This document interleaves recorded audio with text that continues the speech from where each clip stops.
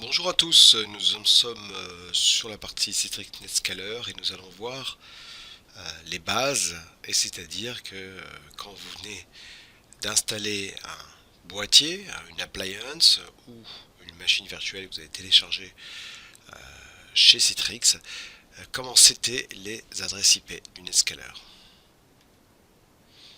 Donc nous allons voir dans cette vidéo comment c'était les différentes adresses IP. Alors, il existe plusieurs types d'adresses IP à comprendre. La première chose qu'on va voir ici, c'est les IP. Donc, la première IP, la plus importante, celle qui va être utilisée pour administrer et se connecter sur le NetScaler, et le NSIP, qui veut dire le NetScaler IP adresse. Cette adresse IP est importante puisque c'est l'adresse IP de management. C'est grâce à cette adresse IP que je vais me connecter à travers n'importe quel type d'Explorer, c'est-à-dire Chrome ou Internet Explorer. Je vais pouvoir me connecter à mon boîtier ou, comme je viens de dire, ma machine virtuelle. Ensuite, nous avons, disons en second, le subnet IP. Le subnet IP est très important puisque dans une DMZ, ça va permettre de pouvoir mettre une adresse IP qui est dans le même range que vos IP internes. Donc le subnet IP est très important puisque c'est grâce à cette route qui va être créée automatiquement que NetScaler va pouvoir se connecter dans la DMZ, puisque dans la DMZ, à le périmètre sécurisé, c'est-à-dire vos serveurs. Dans le cas où vous n'auriez pas mis cette subnet IP, il peut utiliser dans ce cas-là la MIP adresse, qui est une autre façon de se connecter, mais disons que le plus important c'est d'avoir cette SNIP. Ensuite, on va voir la VIP. La VIP, c'est l'adresse IP publique par laquelle vos utilisateurs vont se connecter. Pour se connecter à tout simplement à donc le NetScaler. NetScaler sera, on va lui dire, si on veut se connecter sur du Xanab, du Zendesktop ou du site web, ben voilà, on se connectera à travers une VIP. Donc ici vous avez un exemple, je vais vous montrer tout à l'heure comment on va setter notre première NetScaler. Alors avant, nous allons voir un petit peu un petit schéma qui explique d'une façon plus générale tout ceci. Alors vous voyez ici un schéma classique où j'ai ici la partie internet, donc les utilisateurs ici vont se connecter, et ici j'ai ma DMZ avec donc un firewall ici qui aura une adresse IP évidemment publique, puis après l'autre firewall qui protège vos données confidentielles, c'est-à-dire vos serveurs ici. Donc dans la DMZ ici, la première chose c'est donc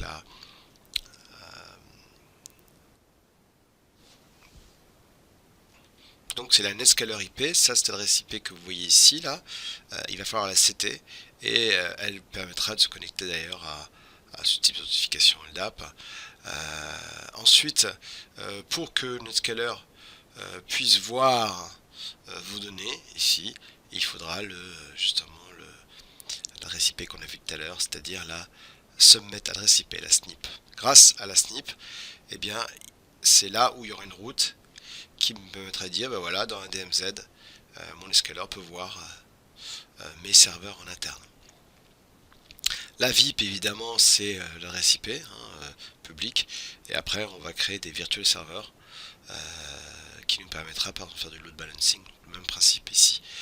C'est ici qu'on va setter les informations. Donc, ce que je vous propose d'abord, c'est qu'on aille sur le lab et qu'on set les adresses IP justement de nos deux NetScaler. Me voici donc sur mes machines virtuelles. Et sur mes machines virtuelles, qu'est-ce que j'ai ici? J'ai donc deux NetScaler. Ces deux NetScaler, en fait, compte, ce sont simplement, eh bien, je suis allé sur Internet, j'ai téléchargé la machine virtuelle pour Hyper-V. Et ensuite, je l'ai seté ici, donc avec le disque, hein, puisque vous avez un disque VHD que vous téléchargez sur Internet chez Citrix. Et grâce à ce VHD, vous allez créer vos machines virtuelles. Hein, donc si je regarde ici, si je retourne sur ma Netscaler, voilà. Donc ici sur mon boîtier Netscaler, il faudra minimum 2 processeurs et 2 Go pour que ça fonctionne. Ici le petit fichier VHD, c'est celui que j'ai téléchargé directement chez Citrix. Donc vous voyez, il est là, le VHD. Et dans ce VHD, il y a la version 11 de Netscaler. Et j'ai 2 cartes réseau.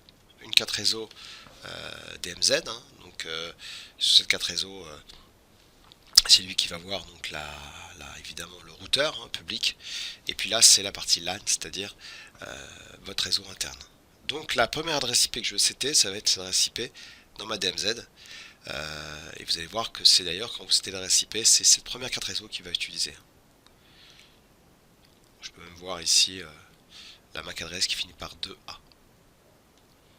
J'ai un deuxième Netscaler pour le lab, puisqu'on verra comment faire la haute disponibilité. Et ici pareil, hop là, on revient ici, voilà, toujours pareil, DMZ, LAN, et puis le disque que j'ai téléchargé directement depuis chez Citrix. Donc c'est la version 11, d'ailleurs en mode try, hein, en mode évaluation. Juste pour votre info, à l'écran, vous voyez, j'ai téléchargé ce fichier zip, et quand je vais dedans, il m'a préparé toutes les arborescences, enfin tous les répertoires pour la machine virtuelle. Donc ce que j'ai fait, moi, je suis allé prendre juste le disque, je l'ai déplacé, puis je l'ai mis ici dans Netscaler. Et dans Netscaler ici, vous avez Netscaler 1. Et là, il y a mon disque ici. Et puis là, c'est la config de ma machine. Voilà, tout simplement. Donc on va aller prendre le Netscaler ici, puis on va le démarrer. On va démarrer également mon deuxième Netscaler. Alors je ne serai pas en plein écran, désolé pour cette partie-là, mais c'est normal, puisque je ne peux pas changer la taille. On voit qu'il est en train de charger et en train de se connecter au Netscaler. Ça c'est typiquement quand vous prenez le VHD, voilà ce que vous avez, hein. Il ne fait que exécuter ce qu'il y a dans le VHD. Voilà, je suis dans FreeBSD. Donc voilà ce qu'il y a dans le VHD. Et puis là, j'arrive sur mon soft Netscaler. Voilà. Et je vais setter donc mon adresse IP. Voilà. Donc juste pour votre info, par rapport au lab, vous en souvenez, celle-ci ça sera, voilà, le masque. On peut le changer après, hein, évidemment ça. Et puis là c'est donc le routeur public, hein, donc celle qui se trouve en première DMZ évidemment. Donc ici je suis bien connecté à mon routeur. Donc voilà, il me donne l'information, je vais donc sauvegarder ça. Et puis on va faire la même chose sur l'autre.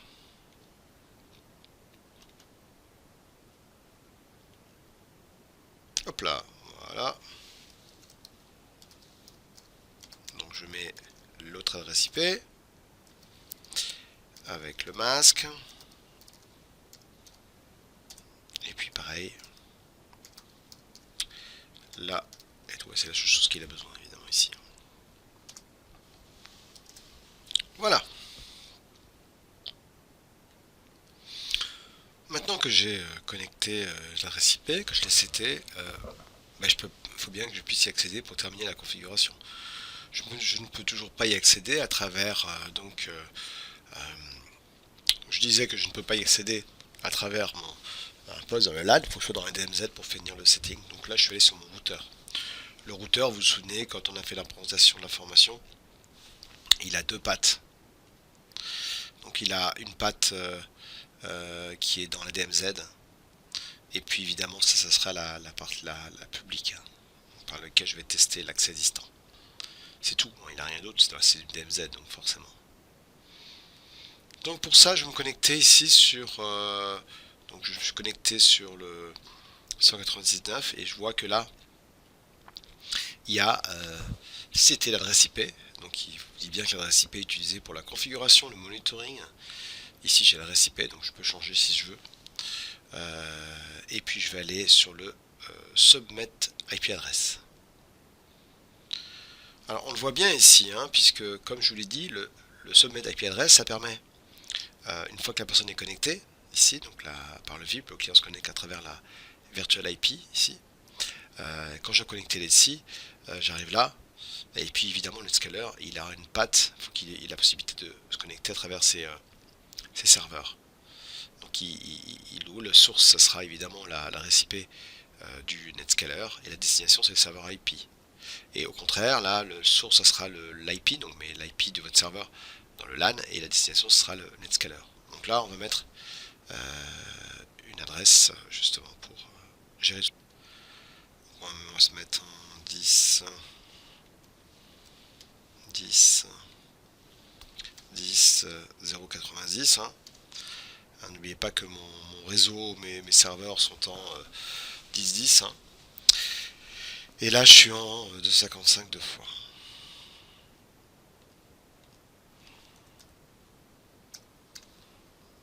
Hop là. Voilà. Voilà, j'ai remis ici, pour ceux qui ne s'en souviennent pas, ma topologie. Hein. Donc mon Netscaler, vous voyez, donc avec donc ici, hop là, excusez-moi, l'adresse IP ici de mon premier Netscaler en 24, ma gateway qui est ici, qui est capable de communiquer uniquement avec celle-ci.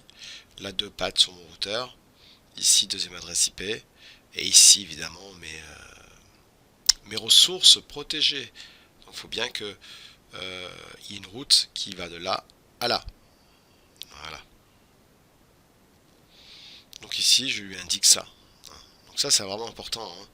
Hein. Je répète, hein, l'adresse IP est utilisée pour communiquer avec les serveurs, les back-end serveurs, donc les serveurs dans votre réseau. Et il utilise justement cette adresse IP en source. Donc vous, quand vous faites du monitoring, vous verrez comme source, évidemment, cette adresse IP ici.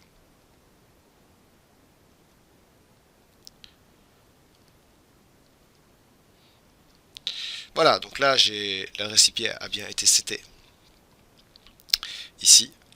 Après ici, vous devez spécifier des informations sur le nom de votre serveur, la partie DNS, évidemment. Donc là, on va créer dans le DNS une entrée, évidemment, pour que ça fonctionne. Me voici donc sur mon premier contrôleur de domaine, le DC1. Et donc je vais aller dans le DNS pour faire une entrée pour... voilà.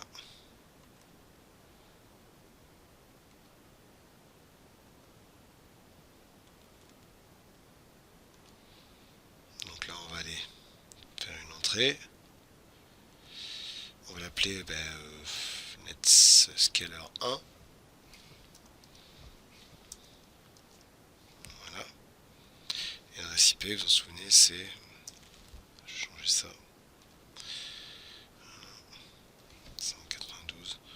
168.168.1.199, ça c'est pour le premier. Ajouter. Et puis nous allons faire la même chose pour le Netscaler 2. Netscaler 2 avec la deuxième adresse IP. Point 200.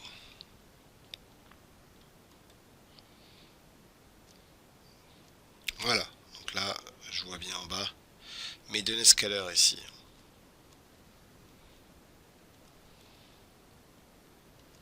Donc là, Netscaler 1 ici. Le DNS IP, c'est donc la 10 10 010 Et je peux après ajouter mon deuxième. Je vais le laisser comme ça et je fais done.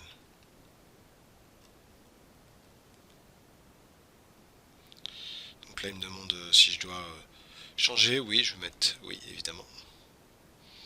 Donc là ce qui va se passer c'est qu'il va rebooter mon Netscaler pour voilà. Donc et je vais attendre que qu'il reboot. Donc c'est relativement rapide hein, puisque le Netscaler voilà une petite machine virtuelle avec 2 Go donc ça va pas trop loin. Donc on va aller voir où c'en est au niveau du reboot. Voilà, donc il a rebooté. Je reviens ici, donc je vois que c'est bon. Au niveau licence ici, on peut uploader des licences en faisant ça. Euh, et c'est là il faut générer votre fichier de licence. Le fichier de licence, on va le générer à partir du site MyCitrix et il va être lié à la MAC adresse donc de mon Netscaler. Donc c'est un fichier leak qui est donc lié à la MAC adresse. Vous savez que pour un serveur Citrix, il vous faut donc un serveur de licence et le point leak. Dans le point leak, il y a le nom de la machine. Donc là, on n'est pas sur une machine Windows, on est sur du FreeBSD, une appliance, une machine virtuelle Citrix. Et évidemment, on n'a pas de notion de hostname, on a une notion de MAC adresse. Donc ça, je vais vous le montrer, on va le faire après.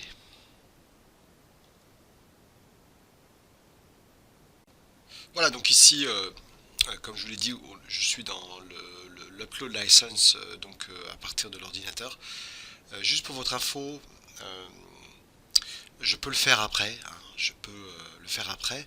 Alors pourquoi je fais ça? Parce que quand vous allez générer un fichier de licence auprès du site MyCitrix, vous allez devoir donner la MAC adresse de ce Netscaler. Donc si je vous montre que je vais le faire après,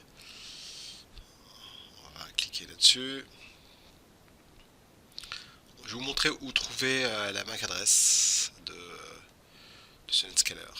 Donc, je vais faire continue ici. Donc évidemment, il va me dire que j'ai tout fait sauf le fichier licence. C'est pas grave, je vais faire continuer.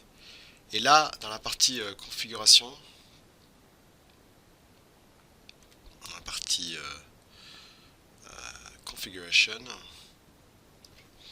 eh bien, je vais pouvoir afficher la MAC adresse de ce Netscaler et je vais récupérer cette information là. Je vais chez MyCitrix et je vais récupérer des fichiers leak. Donc, on va faire continue. Voilà. Voilà. Et c'est là où quand je descends vers le bas, vous avez ici le host ID. Cette information, je peux la récupérer également à partir de mon Netscaler. Je vais vous montrer ça. Donc, quand je suis ici, si je veux taper des commandes, il faut que je tape shell ici et je peux faire un lm utile et je peux faire lmhost id lmhost id avec un D, ça marche mieux. Voilà, et là il vous donne la MAC adresse, vous voyez, que vous retrouvez ici, la même ici. Donc ça c'est important. Donc je vais revenir sur la configuration. On va ressortir de là. On va faire un logout. On va retourner dessus, puis je vais compléter la config. Voilà, donc je reviens en bas, ici. Et ici, je vais dans License et je vais importer le fichier de licence que j'ai mis sur le bureau ici. Donc ici, c'est le fichier licence. Ce fichier licence, si je vous montre à quoi il ressemble, je vais faire ouvrir avec un Notepad. Donc, vous voyez, vous avez voilà. Et là, vous voyez qu'il y a le numéro qui apparaît ici de ce Netscaler. Voilà, donc je le prends, je fais ouvrir. Donc là, il va updater l'endroit où donc il va prendre le fichier leak et il va le mettre dans l'appliance directement. Et là, il me dit que ça a été bien récupéré. Donc ici, je vais faire un reboot pour rebooter pour qu'il récupère bien le fichier licence. Pendant qu'il reboot, je vais m'attaquer à mon deuxième Netscaler ici. Pareil, ici, c'est 2B, donc c'est un autre MAC adresse, donc il faut un autre fichier licence, forcément. Sinon, ce serait trop facile. Donc, je vais aller me déconnecter. Je vais faire logout ici. Et je vais revenir dessus sur mon. Je vais me reconnecter pour terminer la configuration également et pouvoir lui mettre un fichier licence. Donc tant que vous n'avez pas fini cette config de base, à chaque fois que vous êtes en configuration, il va arriver ici. Donc je vais dans license ici. Pareil, je vais dans browse pour récupérer mon fichier licence que j'ai mis dans un autre répertoire ici. Voilà. Et puis même chose, il va falloir que je reboote ma machine virtuelle sur laquelle j'ai mon Netscaler. Voilà. Donc je vais vers le bas et je fais reboot. Voilà. On va revenir ici sur celui-ci, on va attendre un petit peu qu'il finisse de rebooter, puis après on va cliquer sur là. Voilà, donc là, le premier a rebooté, donc si je me log maintenant, ici, je vais avoir, donc voilà, donc là je vois que je suis en version Platinum et que j'ai énormément de fonctionnalités. Alors load balancing, content switching, SSL offloading, hein, très intéressant pour quand il y a trop de connexions sur un serveur en HTTPS. Dans ce cas-là, on va envoyer les connexions SSL vers un serveur, on va donc offloader, donc ça veut dire qu'on va donc donner la charge à un autre serveur. Voilà, j'ai plein de choses ici, application firewall, la compression HTTP, donc Netscaler fait énormément de choses. Alors il y a une autre formation que je vais faire qui va être pure Netscaler, puisque celle-ci elle est quand même orientée XenApp et XenDesktop. Voilà. Donc ici voilà comment j'ai configuré. Alors je peux aussi configurer donc, les licences. Hein, donc si je vais dans système ici, j'ai license ici, donc je retrouve mes licences. Si je veux pas c'est-à-dire manager mes licences, ajouter une nouvelle licence. Si je ne veux pas le faire au niveau avec la partie graphique, je peux le faire avec directement la console. Je vais vous montrer ça. Voilà, je suis revenu dans ma console. Donc je vais me reconnecter puisque n'oubliez pas que je l'ai rebooté, donc il me demande le compte. Et ici, je peux faire déjà un show license. Show license. License. Là, non, alors à mon avis, il faut que je sois en mode shell. Show license.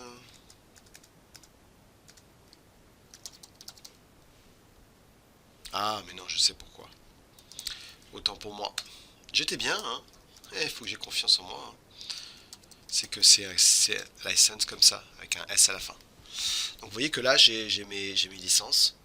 Euh, quand vous modifiez aussi, alors la première chose à faire quand vous voulez commencer à modifier la config de Netscaler, avant tout, surtout, très important, de sauvegarder toujours votre config. Hein. Au cas où vous faites une bêtise. Donc si je fais save la config de mon Netscaler, dans ce cas-là, il va sauvegarder la config. Alors ça, vous pouvez le faire également si je vous montre ici. Là, quand vous êtes sur votre configuration ici, alors peut-être pas ici parce qu'il faut que je revienne sur mon Netscaler, voilà, Netscaler, revenir sur le système, voilà. Ici vous avez la même chose ici, vous pouvez sauvegarder la configuration. Donc vraiment exactement la même chose. Bon là il n'y a rien qu'à changer, mais sinon il va vous le dire. Alors l'endroit où est sauvegardée cette information là, si je reviens en mode shell ici maintenant, alors si je fais un cd flash, alors si ma mémoire est bonne, ça doit être dans nsconfig, voilà. Et si je fais un ls ici, j'ai license ici, voilà. Et là dedans vous avez le fichier leak que j'ai rajouté. Donc pour le mettre ici, vous prenez un soft, par exemple, vous pouvez prendre n'importe quel soft comme WinSCP qui va copier les informations justement dans le fichier licence. Alors maintenant que ça, ce qu'on va faire, c'est qu'on va activer les fonctionnalités basiques du Netscaler. Donc on va aller dans Système, et dans Système, on va aller dans la partie Setting, donc paramètres ici. Et puis là ici, on va configurer les paramètres de base. Donc configure basic features, donc des choses vraiment importantes. Donc on va prendre du cell offloading parce qu'on va utiliser ça par la suite. HTTP compression, ça c'est intéressant. Compression HTTP. On va prendre load balancing évidemment, puisque c'est ce qu'on va voir pendant le cours. Content switching également. On va prendre le content filter, le rewrite, et puis évidemment le scalar gateway, puisque c'est ce qui me permettra à l'intégration avec mon XenApp et XenDesktop. Donc je fais OK. Ici. Voilà, très bien. Ensuite, la deuxième chose à faire quand vous setez évidemment votre Netscaler, c'est le NTP. Ça c'est très important. Donc je vais aller dans Add ici. Et mon serveur NTP, je vais mettre mon contrôleur de domaine. Donc qui est le 10.10.0.10, 10.10.0.10. Alors fiez-vous à mon diagramme à chaque fois que vous n'y arrivez pas. Hein. Voilà. Donc je vais ici.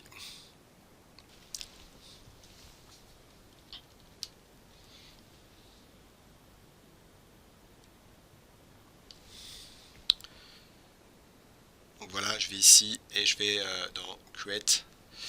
Et dans Create ensuite, je vais aller sur mon serveur et je vais lui dire que je veux que ça soit mon serveur préféré. Voilà, très bien.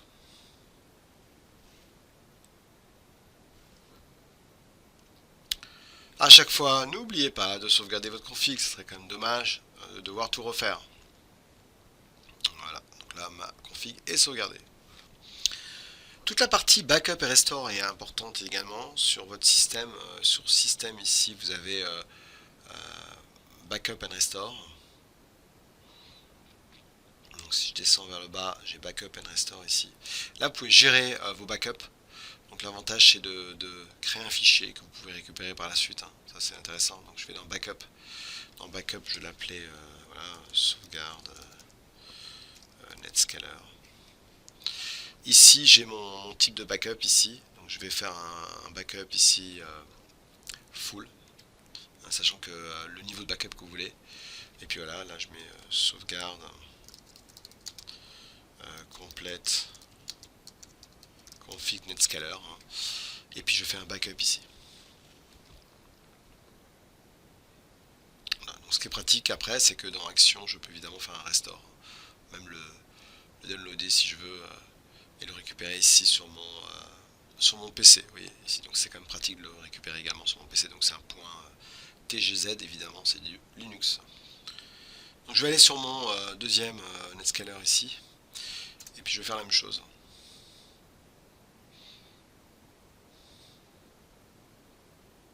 Donc vous vous souvenez, donc là je vais ici, je vais configurer les.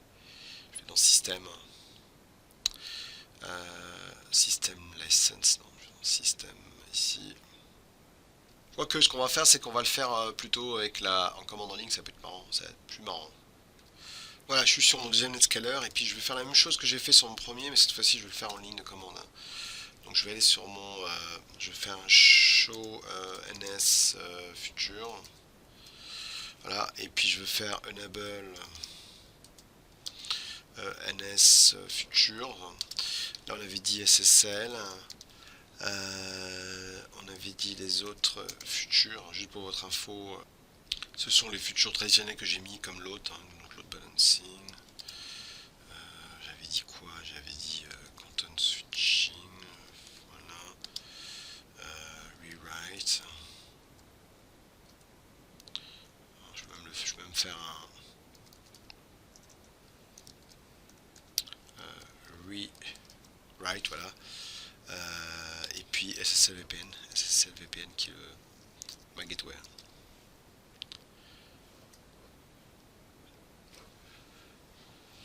Alors là, il me met. Ah, mais oui, c'est normal. Il faut d'abord que. Ah oui, bah avant de les activer, il faut d'abord que je les ajoute. Hein. Ah là là, ça va pas ça. Ah oui. Donc ce que je vais faire, c'est que je vais les ajouter. Voilà, donc je retourne dans système, setting, exactement, il y en a qui suivent, c'est bien. Et là, on avait dit quoi? On avait dit HTTP compression, on avait dit load balancing, on avait dit content switching, content filter, J'ai du write ici. Et Netscaler Gateway. Voilà, nickel. Ah, alors, on va aller voir pourquoi. C'est comme si ça n'avait pas été activé au niveau de ma licence. On va vérifier ça. Configuration. Voilà.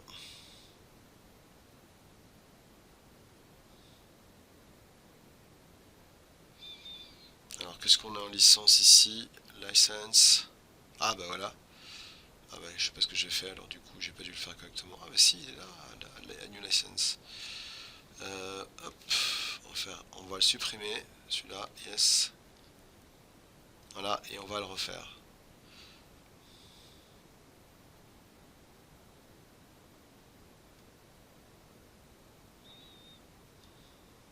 Bon, avant de rebooter, on va la rajouter. On va quand même être sûr de mon coup, parce que faut pas que je fasse de bêtises. Là, voilà, on va juste vérifier, ouvrir avec notre pad le coup du. Voilà, si je ne me suis pas trompé. Donc ça finit par A2CB, on avait dit. A2CB. Donc je vais retourner sur mon Netscaler 2. Ok, on va faire un exit. Non, save change, non. Hop. Je vais afficher la MAC adresse, hein, c'est ce que je veux faire. Donc c'est LM utile, c'est LM host ID. ID. LM host ID. Voilà. Donc ça finit par A2CB, alors hein, on va quand même vérifier parce que j'ai pas fait de bêtises. Donc 00155 D23 A2CB. Bon, bah ça va bon. Allez, on va récupérer le fichier licence alors. Voilà.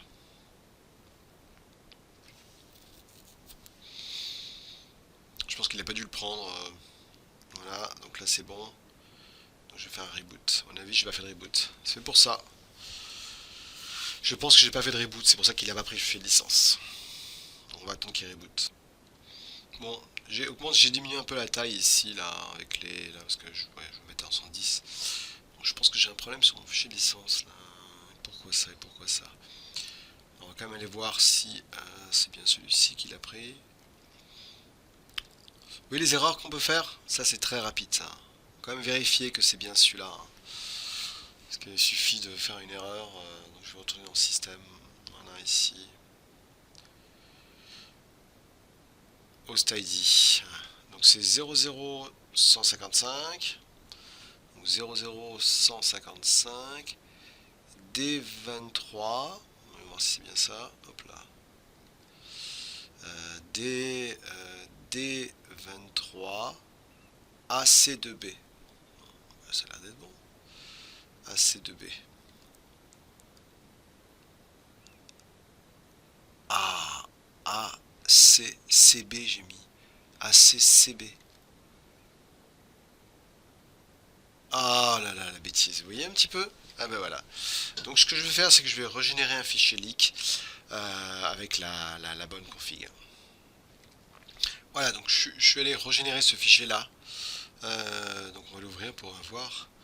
Ah, C2B, ça a l'air déjà mieux. Ah, les bêtises. Bon, allez, c'est bien d'avoir fait cette erreur-là finalement.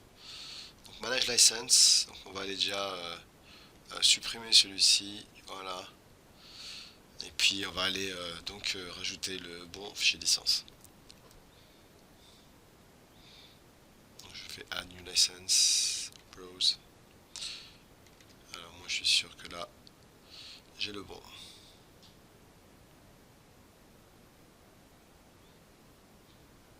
Voilà, je reboot ma machine.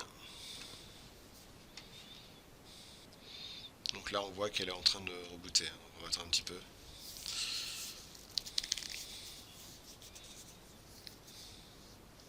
J'ai un restart ici, hein. Oui, restart ici. Voilà, donc il est en train de restarter. Il redémarre l'OS complet. Voilà. Donc on est en train de dumper la mémoire.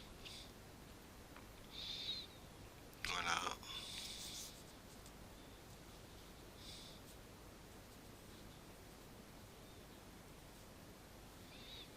c'est ça qui prend un petit peu de temps. Bon, faut voir que c'est pas des... C'est des VM avec 2 Go et 2 CPU, hein, donc ça va pas très loin. Quand vous voyez que vous avez des boîtiers Netscaler avec 512 Go de RAM, donc vous me dire que là c'est des milliers de transactions. Donc là il redémarre, 15 secondes.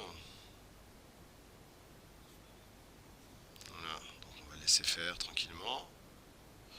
Voilà. On n'est pas pressé, hein, on a tout notre temps.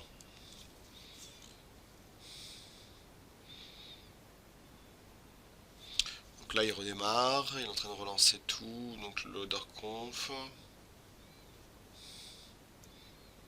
On a donc nos internal video keyboard, le loader. Voilà, donc la page démarrage, par défaut il arrive, il va démarrer la default, c'est ce qu'on a fait tout à l'heure finalement la première fois qu'on a configuré Netscaler.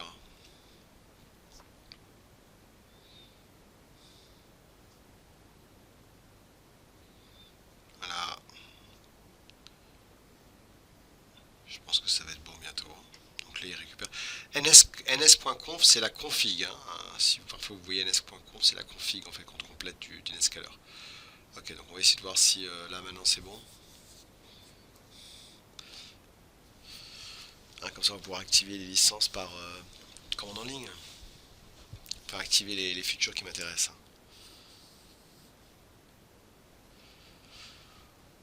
Voilà.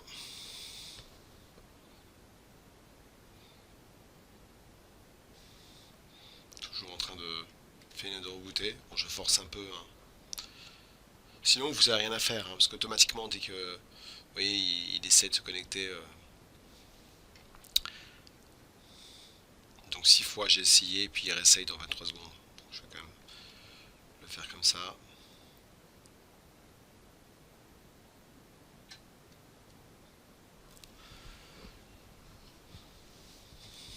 Il va y arriver, hein. Lui, il est toujours bien. Vous avez vu que je suis en platinium, hein, au niveau des fichiers de licence, hein. Forcément, le test, quand ils vous demandent de tester le produit, ils vont pas vous demander de tester avec une version basse, hein. C'est comme une voiture. Quand vous essayez une voiture, en général, ils vont vous donner envie et vous font tester la voiture avec le plus d'options possible. Ah oui, mais je voudrais ça après, je voudrais ça. Bah non. Ouais. Voilà, on y est. Alors je vais quand même vérifier que donc enfin, donc il est bien licencié avec le bon fichier de licence.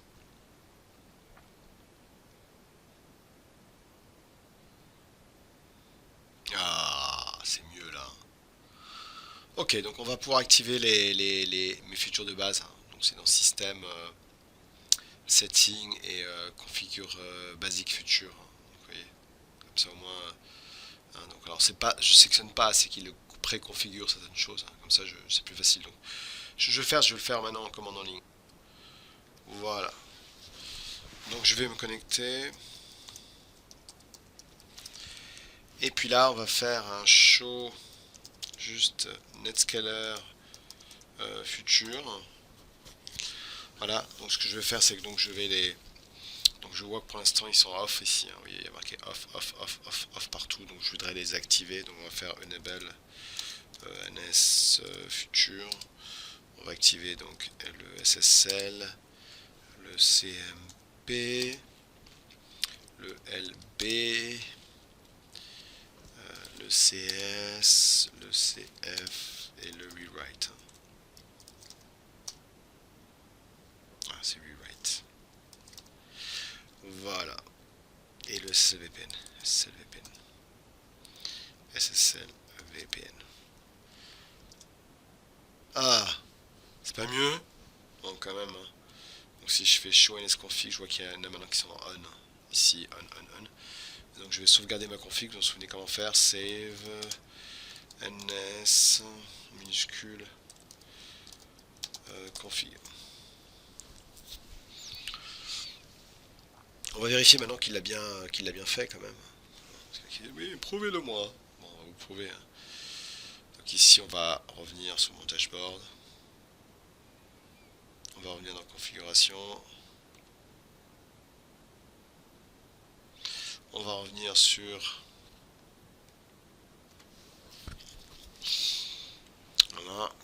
configuration, système. Et dans système, on va aller dans setting.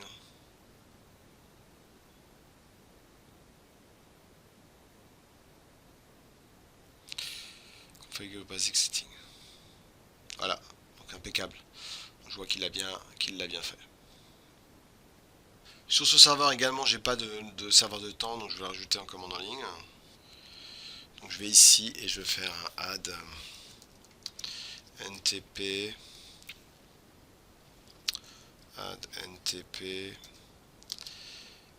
serveur, et puis je vais mettre, on avait dit c'est 10.10.0.10. Si je dis pas de bêtises. Voilà, donc là c'est bien celui-là. Done.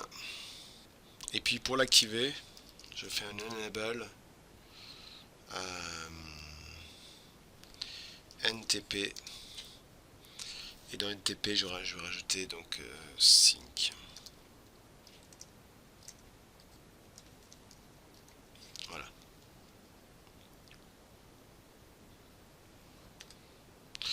Voilà. Je vais faire un sauvegarde dans mon nsconfig.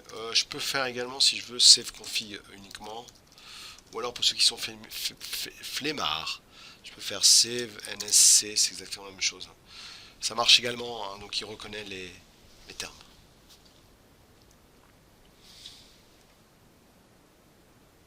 Donc là, si je fais un F5 ici, ah non, F5 ça marchera mieux. Je devrais avoir mon serveur de temps qui est activé ici.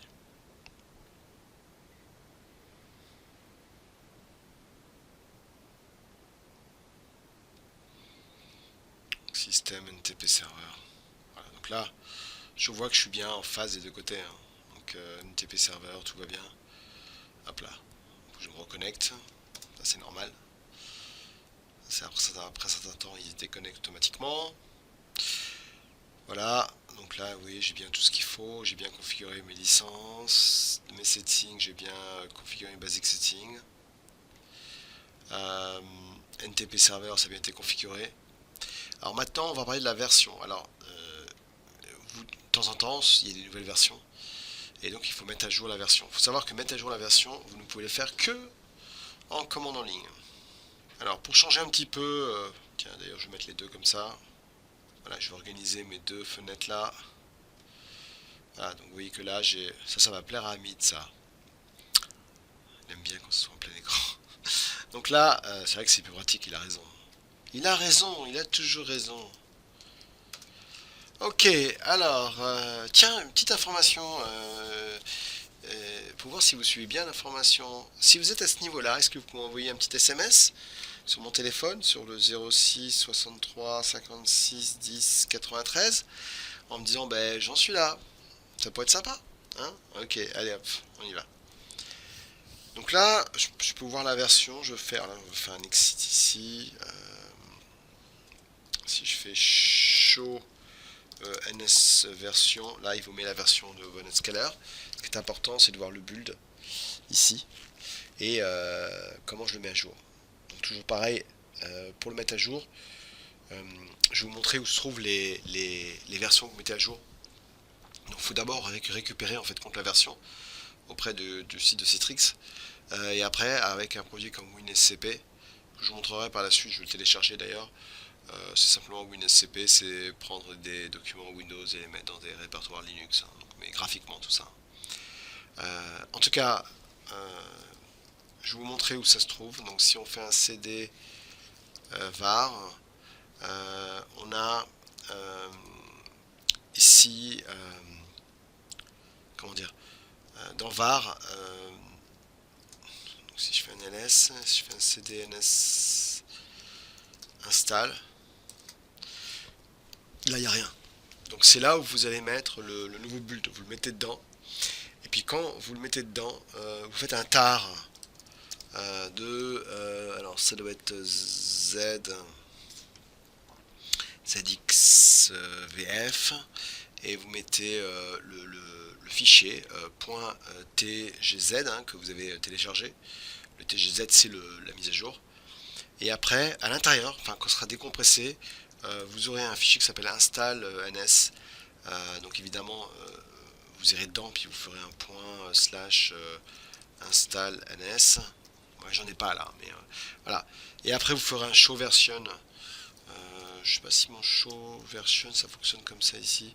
Non, il faut faire un exit et refaire un show version pour qu'il vous montre la version. Évidemment, ça faut le faire des deux côtés, hein. Donc, y a pas. Après, vous pouvez automatiser ce genre de choses si vous connaissez bien Linux, hein. En tout cas, ça c'est important de comprendre un peu comment fonctionne tout ça. Voilà, donc je pense que je suis pas mal, hein. On va revenir sur les slides. Donc voilà ce qu'on a fait. On a configuré donc les Netscaler. On a bien deux cartes réseau, une carte réseau qui est sur la DMZ, donc accessible dans DMZ, et une autre carte réseau sur le LAN. Et on a configuré hop là, excusez-moi, les SNIP qui est l'adresse IP, qui permet à ma DMZ de pouvoir connecter avec mon backend, mes serveurs ici. Et on a configuré le SNIP, c'est là, excusez-moi. Et puis là, c'est la, non, c'est bien celui-ci, hein. Donc, non, non, c'est Netscaler IP. Ah là là, Netscaler IP, vous allez vous faire avoir comme moi. Net, ça fait au moins 10 ans que j'en fais, mais vous voyez que j'ai toujours du mal avec ces informations. Ah, Netscaler IP, c'est l'adresse IP Netscaler. Et SNIP, c'est l'adresse IP qui correspond à l'adresse IP de votre LAN. Il va faire une route automatique pour que, évidemment, il puisse dialoguer avec les serveurs en back-end.